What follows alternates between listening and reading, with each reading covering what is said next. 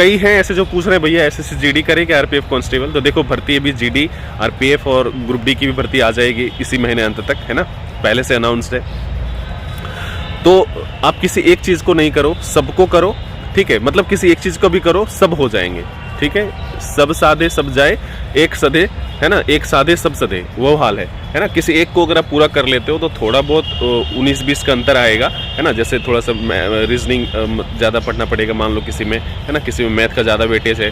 लेकिन जीडी और आरपीएफ में थोड़ा सा अंतर क्या है, हिंदी और इंग्लिश में पूछता है, ठीक है, एक चीज़ है। दूसरा क्या है, ग्रुप डी में साइंस पूछेगा, है ना। तो इन चीज़ों को थोड़ा सा ध्यान रखना है। बाकी एक चीज़ को अगर आप पूरा करते हो तो कहीं ना कहीं आप सब चीज़ को एक साथ पूरा कर लोगे, ठीक है। तो किसी एक को टारगेट करो बढ़िया से, है ना, सभी में हो जाएगा। दोस्तों जय हिंद। आज हम बात करने वाले हैं जो आरपीएफ कांस्टेबल का उसका एग्ज़ाम कब होगा। और चूँकि एनटीपीसी का या जो भी जेई है, आरपीएफ एसआई का है ना, टेक्नीशियन का है, जूनियर इंजीनियर का है, सभी का जब दे दिया है तो इसका लेट क्यों कर रहा है और इसकी तैयारी करने का क्या हो सकता है, ठीक है। चूँकि मैंने लिखा है और हुआ है मेरा, तो हम आपको थोड़ा सा ज़रूर गाइड कर सकते हैं। या चाहे कुछ लोग एसएससी जीडी और आरपीएफ में चुनना चाह रहे हैं तो कौन है, तो चुनने की ज़रूरत नहीं है, दोनों ही करना चाहिए, ठीक है। तो हर एक पर बात करेंगे। शुरुआत करेंगे जैसे 35 नंबर और 35, टोटल 120 नंबर का मार्क्स का है, तो 35 नंबर और 35 नंबर रीजनिंग और मैथ्स का है, दोनों का 35-35, ठीक है। उसके बाद 50 नंबर जीके जीएस के लिए है, तो एक बहुत बड़ा वेटेज है इसका। तो 50 नंबर को हम कैसे अच्छा स्कोर कर लें, ठीक है, क्योंकि कम से कम 30-35 या उससे अधिक तो लेकर के आपको आना पड़ेगा, ठीक है। जिसमें से 20 या उससे अधिक 25 तक आप मान के चलिए, या आधा आधा मान लो आपकी करंट अफेयर्स रहेगा। क्योंकि चूँकि आजकल कंपटीशन बढ़ रहा है, तो जो पहले से पारंपरिक क्वेश्चन पूछा जा रहा है ना, उसका वेटेज कम होता जा रहा है। वो इसलिए क्यों, सब पढ़ रहे हैं, है ना, सबके पास मोबाइल आ गया है, कनेक्शन, मतलब कुल मिला के सिलेबस का, पढ़ाई का बहुत ज़्यादा सबके पास पहुंच गया है ना। पहले जैसा नहीं रहा कि वो जल में गर्म करें तो तापमान बढ़ेगा तो घनत्व घटेगा कि बढ़ेगा, ये सब प्रश्न अभी इतना ज़्यादा नहीं पूछता है, कभी कभी रहता है ना। तो करंट अफेयर्स का बहुत वेटेज है, ठीक है। इसके साथ बाकी प्रश्न कहाँ से करें, तो देखो बाकी प्रश्न के लिए आप एक चीज़ ज़रूर करना।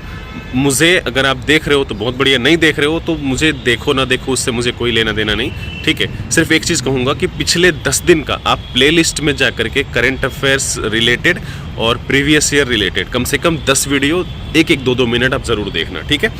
तो वो आपको बताएगा कि प्रीवियस ईयर का क्या रोल है और क्या पढ़ना चाहिए। नंबर 1 बात, ठीक है, ये कम से कम आप मान लीजिए 50 प्रश्नों में कम से कम 8, 10, 12 प्रश्न तक पूछा जा सकता है। इसमें 50 प्रश्न होता है, बहुत वेटेज होता है ना। तो इसमें आपको बेनिफिट मिलेगा।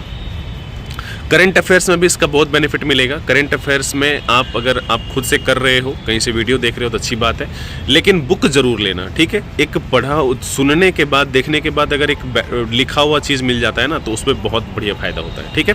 तो स्पीडी का अगर आप ले रहे हो, मैं तो स्पीडी फॉलो करता था, अभी भी करता हूँ, अगर आप ले रहे हो तो अच्छी बात है, नहीं तो जो भी आप ले रहे हो वो भी कोई दिक्कत नहीं, बुक सभी अच्छी होती है, ठीक है। लेकिन आप ग्रुप में थोड़ा पढ़ना, ग्रुप में इसलिए कि जब आप पढ़ रहे होते हैं ना तो कम से कम 2-3 बार इसका ग्रुप में रिवीजन हो जाता है। पहली बात कि क्या करना है, एक टास्क दे देना, भैया इतना से इतना पेज तक, मान लो 2-3 जितने भी आपकी क्षमता हो, या जितना आपका पहले से क्या होता है, शुरुआत जब करते हैं तो थोड़ा स्लो चलते हैं, बाद में थोड़ा सा स्पीड भी हो जाता है ना, समय का बचत होने लगता है, तो उसमें आप थोड़ा ज़्यादा भी रख लेते हो टारगेट, तो वो आपके ऊपर है।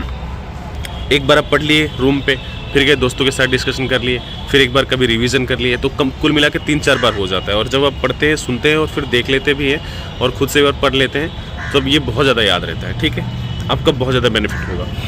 और स्पीडी करंट अफेयर्स ज़रूर पढ़ना, मैं तो कहूँगा। अगर दूसरा बुक आपके पास है तो ठीक है, कोई बात नहीं, ठीक है। 2 चीज़ हो गए।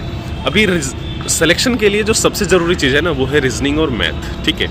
देखो आरपीएफ में मेरा सिलेक्शन हुआ, जीडी में हुआ, ग्रुप डी में हुआ, उत्तर प्रदेश पुलिस में हुआ, तो कुल मिला के मैं इसलिए ऐसा कह रहा हूँ कि इसका वेटेज जो रीजनिंग और मैथ्स है वो बहुत ज़्यादा है। और इन सभी एग्जाम में, जो वनडे एग्जाम है, उसमें अगर आप सिलेक्शन लेना चाहते हो, जिसमें जैसे अभी अगर बिहार सब इंस्पेक्टर की बात करें तो थोड़ा सा अलग रहेगा, या फिर झारखंड में अलग रहेगा, है ना, उत्तर प्रदेश में अलग रहेगा।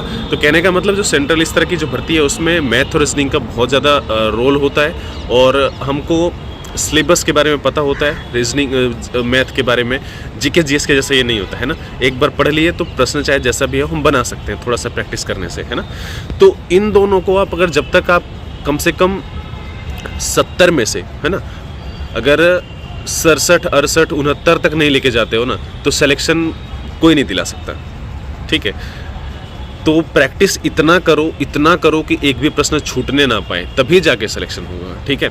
बाकी जीके जीएस में वस नहीं होता, हाँ पूछ लिया तो अच्छी बात है ना। कई बार ऐसा होगा कि आप पढ़ के गए होगे, मान लो बरगद के पेड़ का साइंटिफिक नेम, है ना, और वहाँ पे पूछ लिया आम का, है ना, ऐसा हो जाता है। लेकिन मैथ्स में और रीजनिंग में ऐसा नहीं होता है ना।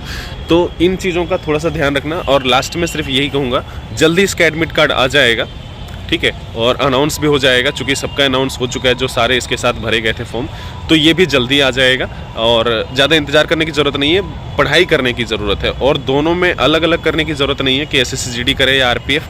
अगर आप एक चीज़ को करते हो तो दोनों कर लोगे। हाँ, हिंदी को या इंग्लिश को, है ना, जिसका हिंदी है तो वो तो बढ़िया है, इंग्लिश का भी है वो भी ठीक है, कोई दिक्कत नहीं है। लेकिन जो हिंदी भाषी राज्य से हैं और हिंदी से आते हैं तो उनको बहुत ज़्यादा दिमाग लगाने की ज़रूरत नहीं है। हाँ, लेकिन कट ऑफ जहाँ ज़्यादा जाता है वहाँ तो करना पड़ेगा। तो मेरिट बनाने में थोड़ी सी दिक्कत आ सकती है। बाकी वो एक चीज़ को अगर आप करोगे ना, जैसे एक साधे सब सधे वाला हाल हो जाएगा, सब साधे सब जाए, ठीक है। तो इस तरह से थोड़ा सा दिमाग में रखना है। और अभी ग्रुप डी की भर्ती आ जाएगी तो सारे एक जैसे हैं। और जब हम किसी एक चीज़ की अलग से तैयारी नहीं किए और सब लिखे तो आप भी कर सकते हो। और कोई शॉर्टकट नहीं है, किसी एक को बढ़िया से फॉलो करिए। और अगर उत्तर प्रदेश पुलिस का लिखना चाहोगे अगले साल, मान लो या भर्ती आ जाती है इस वर्ष या जीडी का, तो हिंदी को थोड़ा सा बीच बीच में पढ़ते रहना है, ठीक है। चूँकि एग्जाम अभी डिले है, आरपीएफ शायद पहले हो जाएगा, है ना, दिसंबर तक हो सकता है। तो ये आपके लिए एक बेहतर ऑप्शन रहेगा कि पहले इसको कर लेते हैं, फिर हिंदी भी करते रहेंगे। एक हफ्ते में कम से कम 2-3 बार भी अगर आप हिंदी पढ़ते हो अभी, है ना, और बाद में कर लेते हो। बाकी सेट प्रैक्टिस कम से कम हफ्ते में 2 से 3 जरूर करना है, ठीक है। अगर कहीं पे ऑफलाइन मिल जाता है तो ये सबसे बढ़िया उपाय है, ठीक है। ऑफलाइन मिलने का ये होता है कि ऑफलाइन करने के बाद उसका जो ये होता है ना, डिस्कशन, प्रैक्टिस करने के बाद जब डिस्कशन वहाँ पे गुरुजी कराते हैं तो वो उसका बहुत बेनिफिट मिलता है ना। जो 10, 20, 50 लोग बैठे रहते हैं वो कुछ पूछते हैं, नहीं भी पूछते हैं, तो एक बार जो देखते हैं और कान से सुनते हैं ना, वो दिमाग में ज़्यादा छपता है। तो इन चीज़ों का थोड़ा ध्यान रखिएगा। और वीडियो पसंद आए तो दोस्तों के साथ शेयर करना मत भूलिएगा। मिलते हैं फिर, जय हिंद।